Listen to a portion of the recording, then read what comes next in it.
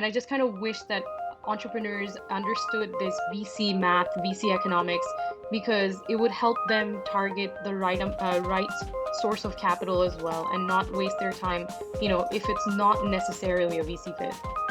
Also, it's important to look at the growth rate of a market as an investor. I do think there are times where there are exciting businesses in big markets. They're usually incumbents, so the question is how can they compete? But there are also rapidly growing markets where with a reasonable amount of patience, you can have a massive outcome.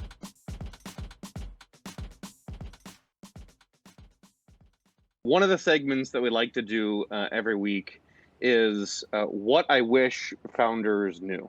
Based on your experiences over the last week or two, when you were in a situation where a founder was pitching you or talking to you or sending an email to you, and you were just like, you just thought, gosh, I really wish that founders knew blank. It's important to understand the economics of a venture fund, and how we work and what kind of investments we're trying to make, because not every kind of startup is venture backable, and there are other sources of financing as well, and equity funding, especially for VC, might not be for everyone, right? Because one of the really important things that we look for when we're making an investment is the market size, and how massive an opportunity can become.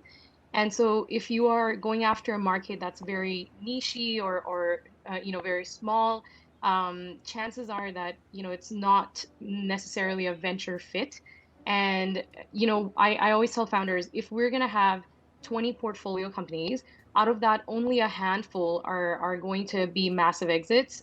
Maybe one or two would be kind of like that unicorn level exit and whatnot. But most of the other portfolio companies, they will, either die, or they will return your initial capital, or maybe return, 2x, 3x, 4x, whatever. It's not really fund makers, right?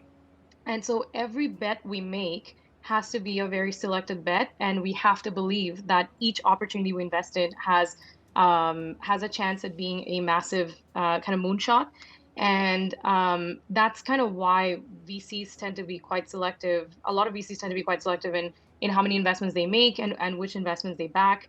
And I just kind of wish that entrepreneurs understood this VC math, VC economics, because it would help them target the right source of capital as well, and not waste their time, if it's not necessarily a VC fit. Well, what do you mean when you say you want a market size that makes sense for an investor? That the opportunity needs to be large enough. How does a founder know if their market size or if their accessible market is big enough to grab an interest from an investor? There's obviously the bottom up and the top down approach when looking at a market opportunity and size. And sometimes what's really funny is that, let's say you're looking at a deck, and their specific business is going after a particular revenue model within a market, and it is only relevant for a certain segment within a particular market. But the way that they will kind of present the total addressable market is the total size of the market. In other words, the market could be $100 billion worth, but maybe your solution is only targeting 30% of that. And so that's kind of, a lot of the times when we look at these decks, it's kind of easy to understand.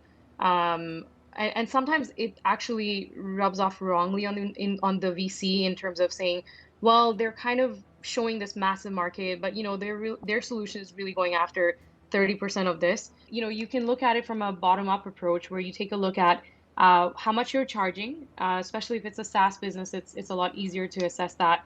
How much you're charging, how many of your target clients exist, how much could you charge that total group of clients.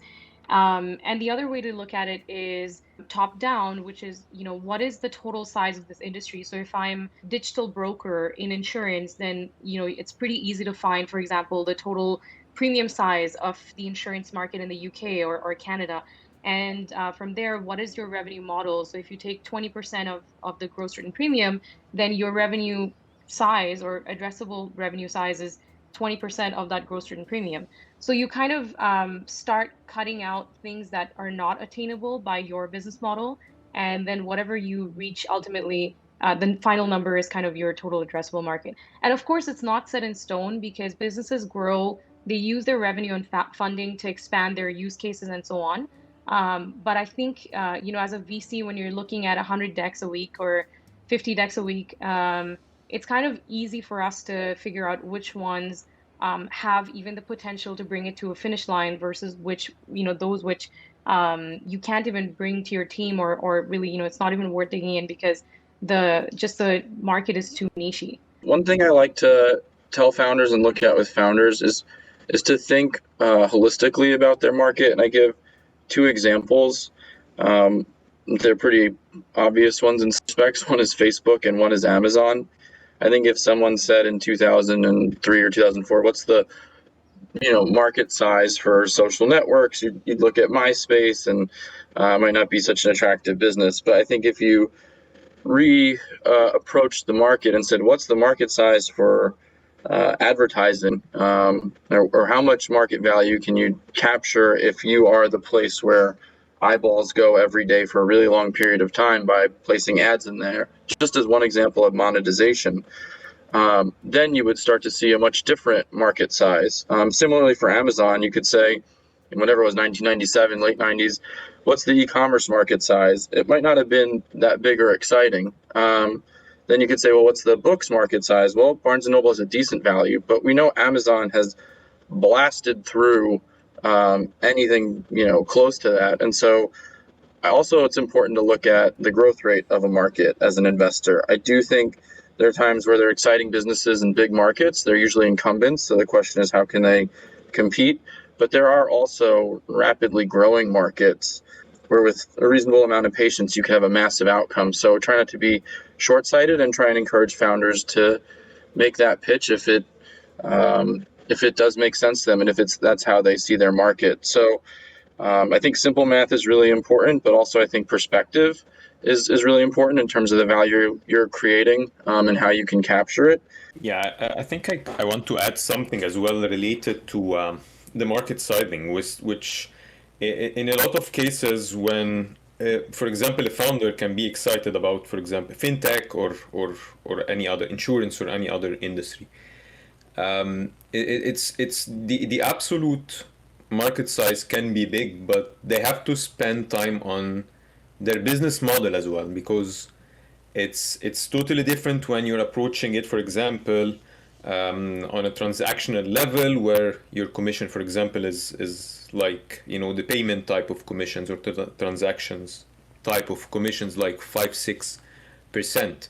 Other than trying to be more innovative and think about the value that you can add and probably innovate on the business model level. And in this case, yeah, the market size is different from the angle that you are approaching. So it's not because a lot of founders, and this is one of the probably it's not deceiving, but probably it's mistakes. They don't do this on purpose.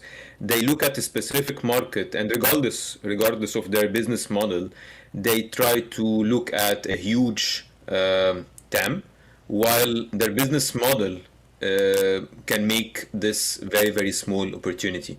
Because how they approach it or how they approach the value they will add to this industry, and accordingly their commission or their fees or how they're going to charge the users. So it's always important to look at both. I mean, your business model and how you can capture a big part of this huge market size for the industry. I mean.